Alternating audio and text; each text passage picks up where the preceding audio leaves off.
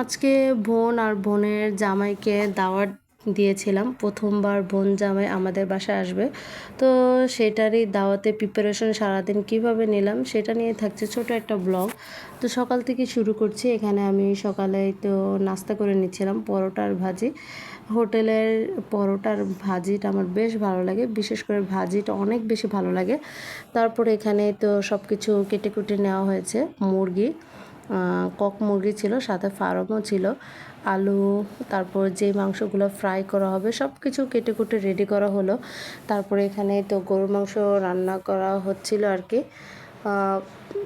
রান্না প্রায় মোটামুটি চলতেছে, মানে মাংসগুলো কষানো হচ্ছিল।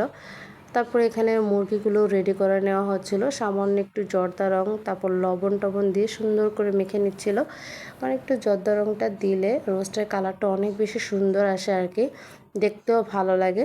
তো আম্মু এখানে সব কিছু রান্না মানে গুছিয়ে নিচ্ছিল, যেহেতু আমার ছোট বাচ্চা আছে, আমি মানে একা এতগুলো সামলাতে পারবো না।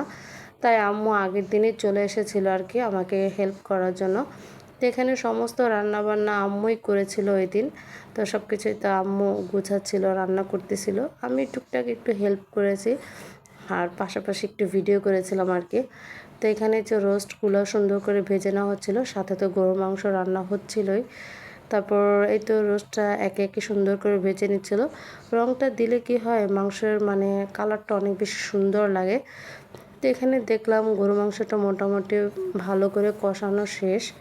গরু মাংস আসলে যত বেশি কষানো হয় তত বেশি খেতে মজা লাগে। তারপর রোস্ট সব কিছু ভাজা কমপ্লিট। এখানে রোস্টটা সুন্দর করে রান্না করা হচ্ছে, মশলা টশলা কষিয়ে রোস্টটা সুন্দর করে এখন কষিয়ে এখন পানি দিয়ে দিবে আর কি। আম্মুর হাতের রোস্টটা কিন্তু আমার বেশ ভালো লাগে, অনেক বেশি মজা হয়, দেখতে অনেক বেশি ইয়াম্মি লাগতেছে দেখুন, খেতেও কিন্তু বেশ মজা হয়েছিল। তো এখানে রোস্টটা মোটামুটি আমাদের কমপ্লিট, গরু মাংস রান্না হয়ে গিয়েছিল। তারপর এখানে মুরগির মাংসটা আমি মেখে নিচ্ছিলাম, যেহেতু ফ্রাই করব। এটা আমি মোটামুটি প্রায় 1-2 ঘন্টা আগেই ম্যারিনেট করে রেখেছিলাম আর কি।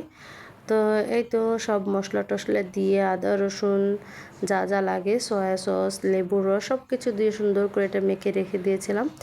সাথে মাছ ভর্তা করা হবে, তাই একটা তেলাপিয়া মাছ ভাজা হয়েছে, সাথে পেঁয়াজ রসুন শুকনো মরিচ সব কিছু বেটে তারপর একসাথে ভর্তাটা বানানো হবে। তো এখানে রুই মাছ ভাজা হয়েছিল, সেগুলো দেওয়া হবে। হালকা ভাজা দিয়ে আম্মু রেখেছিল, যখন ওনারা আসবে তখন আর একটু ভালো করে ভেজে দিবে আর কি সামনে। তো এখানে ডিমের কোরমা করা হয়েছিল, ডিমের কোরমাটাও কিন্তু অনেক বেশি মজা হয় আম্মুর হাতে। আর দেখুন কত দেখতেও মজা, মানে ইয়াম্মি লাগতেছিল আর কি। তো সাথে ছিল রুই মাছের মাথা দিয়ে মুগ ডাল। তো মোটামুটি যেতটুকু পেরেছে আয়োজন করা আর কি। তো সব কিছু এখানে প্লেট বাটি সব কিছু বের করে নিয়েছিলাম, যেহেতু নতুন জামাই আমাদের বাসায় আসবে প্রথমবার। তো সব কিছু দেখলাম, আম্মু রান্নাবান্না সব মোটামুটি কমপ্লিট। তো আবার একটু দেখালাম রোস্ট গরুর মাংস, সাথে যে মাছ ভর্তাটা দেখালাম সেটাও আম্মু সুন্দর করে বানিয়ে নিয়েছে। সাথে ছিল লইটা শুটকির ভর্তা, আম্মু আবার একটু সাজিয়ে নিয়েছিল আর কি। সবগুলো ভর্তা অনেক বেশি মজা হয়েছিল। সাথে ছিল পায়েস, খাবারের শেষে তো একটু মিষ্টি মুখ করাতে হয়, তাই তো এখানে পায়েস রান্না করা হয়েছিল। তারপর পোলাও তো সাথে থাকবে, কারণ পোলাও ছাড়া তো আর সবগুলো খাবার খাওয়া যায় না। তো যাই হোক, সবার শেষে পোলাওটা আর ফ্রাইটা করে নিয়েছিলাম, কারণ যাতে দুইটা গরম থাকে। তো এই তো পোলাওটা রান্না হচ্ছিল, সাথে এখানে ফ্রাইটা করে নিচ্ছিলাম। রান্না করতে করতে এক পর্যায়ে গ্যাস চলে যায় আর কি, তখন ইলেকট্রিক চুলায় আবার বসিয়ে দিলাম ফ্রাইটাকে। তো ইলেকট্রিক চুলায় আমি ফ্রাইটাকে সুন্দর করে করে নিচ্ছিলাম। তারপরে তো মোটামুটি আমাদের সব কিছু রেডি, এখন সব কিছু প্লেটে করে সাজিয়ে রাখলাম, মানে সাজানো হয়ে গেছে, এখন শুধু সার্ভ করার পালা। কাবাব, 2 রকমের ভর্তা, এখানে ছিল ফ্রাই, তারপর এই তো ছিল ডিমের কোরমা, মাছ ভাজা। মাছ ভাজাটাও কিন্তু অনেক বেশি ভালো হয়েছিল আর কি। তারপর কাবাব ছিল, এই তো সব কিছু মোটামুটি আসলে তখন মানে তাড়াহুড়োর মধ্যে সব কিছু আসলে সাজানোটা দেখানো হয় নাই আর কি, যেহেতু তারা চলে আসছিল। এই তো তাদেরকে খাবার দেওয়া হয়ে গেল। আজকে ভিডিওটি এই পর্যন্তই, আল্লাহ হাফেজ।